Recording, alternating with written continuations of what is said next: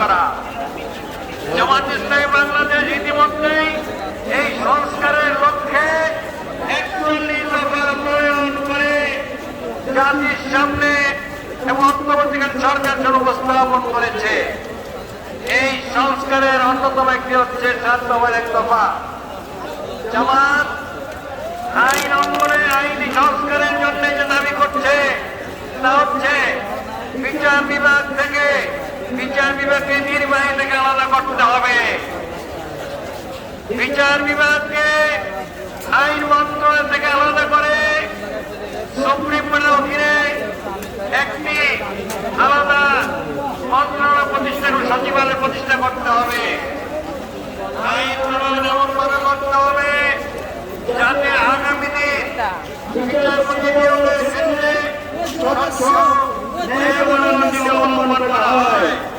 বিশেষ করে আদালতের বিচারপতি নিয়োগের ক্ষেত্রে এই নীতির ব্যর্থ হওয়ার কারণে আমরা বিচারপতিদের কারো মুখ থেকে শুনতে পেরেছি আমরা শপথবদ্ধ রাজনীতিবিদ। মনে পড়ে আপনাদের কথা? একজন বিচারপতি বলেছিল যে আমরা শপথবদ্ধ রাজনীতিবিদ। আমরা এমন বিচারপতি রিক্রুটমেন্ট চাই না, আমরা মৌলিক সংস্কার চাই। সাইবার অ্যাক্ট 2023 অবিলম্বে কালাকানুন বাতিল করতে হবে। যে অ্যাক্টের মাধ্যমে বিরোধীদেরকে নির্যাতন নিপীড়ন করা হয়েছে। সংগ্রামী ভাই বন্ধুগণ, নির্বাচন কমিশনে ব্যাপক সংস্কার করতে হবে, পুলিশের সংস্কার করতে হবে, র্যাবের মধ্যে সংস্কার করতে হবে, জনপ্রশাসনের সংস্কার করতে হবে। আমরা নির্বাচন কমিশনে এমন সংস্কার চাই যাতে 14 সাল 18 সাল 23-এর মতো আর কোন নির্বাচনের তামাশা জাতিকে দেখতে না হয়। একটা স্বচ্ছ, একটা গ্রহণযোগ্য, অংশগ্রহণমূলক নির্বাচন চাই, কোন তামাশার নির্বাচন আমরা চাই না। এই জন্য জামাত ইসলামী বাংলাদেশ মৌলিক সংস্কারের কথা বলেছে। এই সংস্কার না হলে অর্থবহ নির্বাচন সম্ভব হবে না। সুতরাং অবিলম্বে জামাত পুষ্ট এই 7 দফাকে মেনে নেওয়ার জন্য আমরা দাবি জানাচ্ছি এবং এই 7 দফা বাস্তবায়নের জন্য সংগ্রাম করার জন্য আমরা সবাইকে আহ্বান জানাচ্ছি। বলতে চাই এই সমস্ত শহীদের রক্ত দিয়েছে,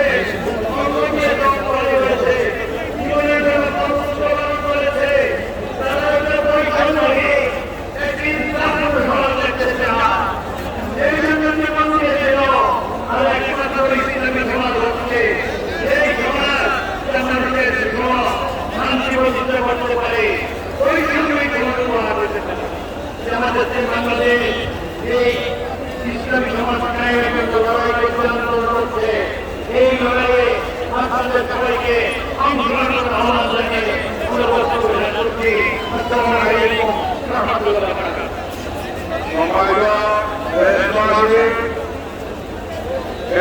আমাদের সামনে বক্তব্য নিয়ে আসেন জুলাই বিপ্লবের অন্যতম আহত আমাদের প্রিয় ভাই মোহাম্মদ শাহ জুলাই বিপ্লব আপনাদের সামনে আমরা বক্তব্য করছেন।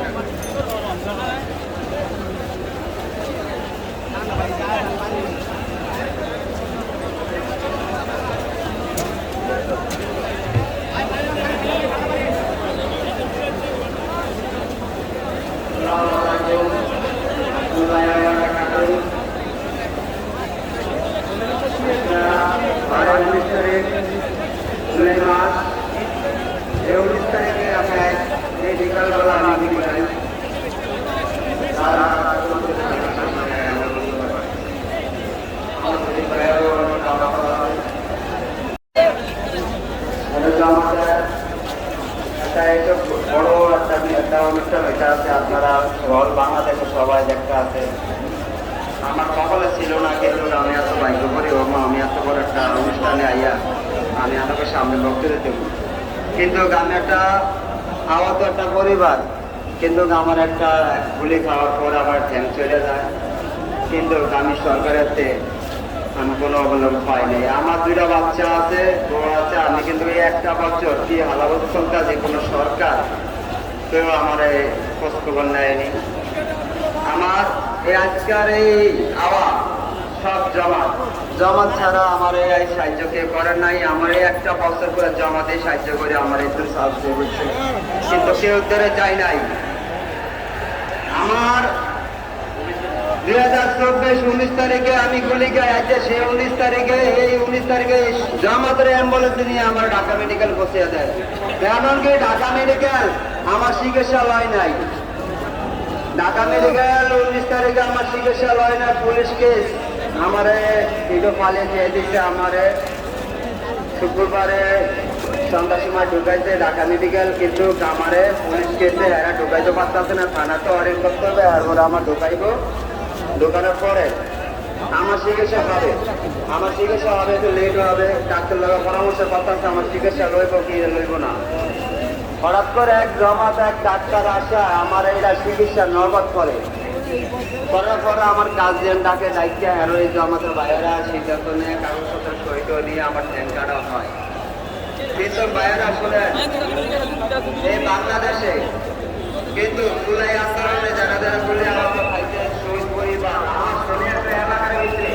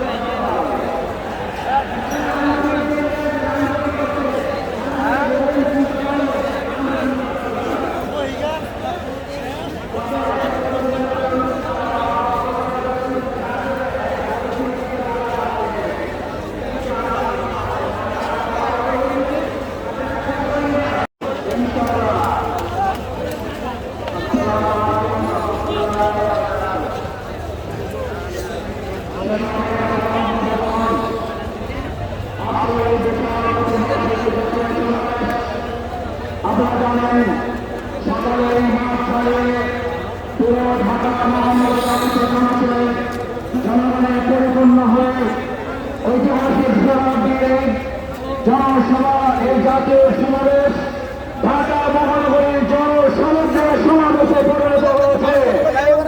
এই পর্যায়ে আমাদের সামনে বক্তব্য রাখার জন্য অনুরোধ করছি আজকের এই প্রোগ্রামের অন্যতম অতিথি জুলাই 24 শহীদ পরিবার সোসাইটির সংগ্রামী সাধারণ সম্পাদক শহীদ ইমাম হাসান তাইমের ভাই জনাব রবিউল আলম ভূঁইয়া। জনাব রবিউল আলম ভূঁইয়া এখন বক্তব্য রাখছেন। আজকের জাতীয় সমাবেশের সম্মানিত প্রধান অতিথি, উপস্থিত জাতীয় নেতৃবৃন্দ, সম্মানিত তাওহীদি জনতা এবং সাংবাদিক ভাই সকলকে আমার সালাম, আসসালামু আলাইকুম। আমি শহীদ ইমাম হাসান তাইমের ভাই। আপনারা দেখেছেন যাত্রাবাড়িতে সেই ছেলেটাকে তার বন্ধু টেনে নিয়ে যাচ্ছিল আর পুলিশ বারবার গুলি করতেছিল, সেটা আমার ভাই। আমার ভাইয়ের মতো আরো প্রায় 2000 মায়ের সন্তান তাদের জীবন দিয়ে, প্রায় 25,000 মায়ের সন্তান তাদের অঙ্গ দিয়ে, রক্ত দিয়ে এই দেশটাকে স্বাধীন করেছে।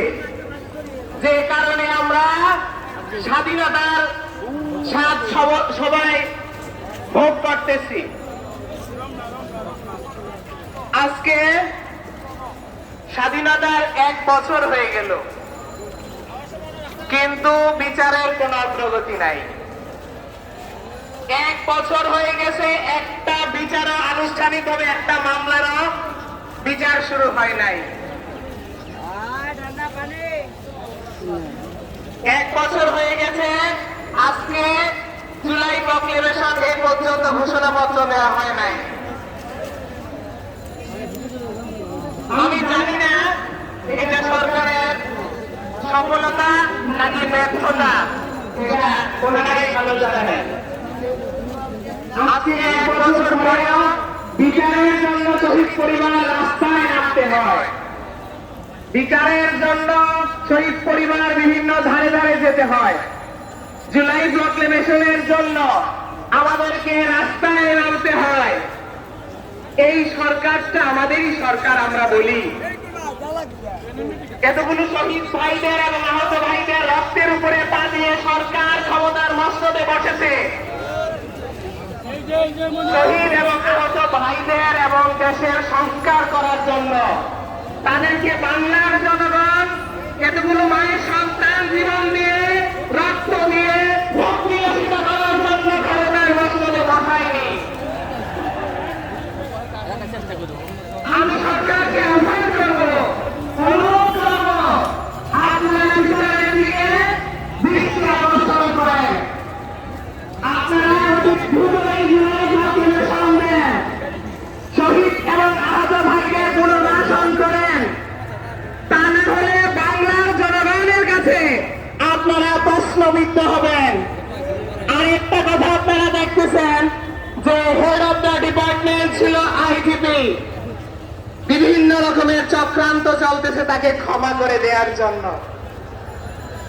আইজিপি যে পুলিশ বাহিনী এতগুলো মায়ের সন্তানের উপরে গুলি চালিয়েছে, আমি সবসময় যেটা বলি, একটা হত্যায় যদি একটা পুলিশ জড়িত থাকে তাহলে 2000 হত্যার জন্য 2000 পুলিশকে গ্রেফতার করার কথা ছিল। একটা হত্যায় যদি 2টা পুলিশ জড়িত থাকে অথবা হেলমেট বাহিনী জড়িত থাকে তাহলে 4000 গ্রেফতার কথা ছিল। এই পর্যন্ত এই আমাদের সরকার যেটাকে বলি আমরা, কয়টা খুনিদেরকে, কয়টা পুলিশদেরকে গ্রেফতার করেছে। আমি বলবো বিচার নামে তাল বাহানা করবেন না। বিচার নামে রঙ্গমঞ্চ ছেড়ে দিয়ে আপনারা বিচারের দিকে অগ্রসর হন। ইনকিলাব জিন্দাবাদ। আসসালামু আলাইকুম। উপস্থিত সম্মানিত সভাপতি, উপস্থিত জাতীয় নেতৃবৃন্দ এবং দেশের প্রত্যন্ত অঞ্চল থেকে আগত প্রিয় ভাইয়েরা, প্রিয় সাংবাদিক ভাইয়েরা, আসসালামু আলাইকুম। আমি শহীদ শাহরিয়ার হাসান আলভির বাবা। আমার ছেলে গত আগস্টের 4 তারিখ মিরপুর 10 নম্বরে গুলিবিদ্ধ হয়ে শহীদ হয়েছিলেন। অত্যন্ত দুঃখের বিষয়, আজকে 1 বছর অতিবাহিত হয়ে গেল, আমরা এখনো পর্যন্ত বিচারের নিম্নতম কিছু দেখতে পাচ্ছি না।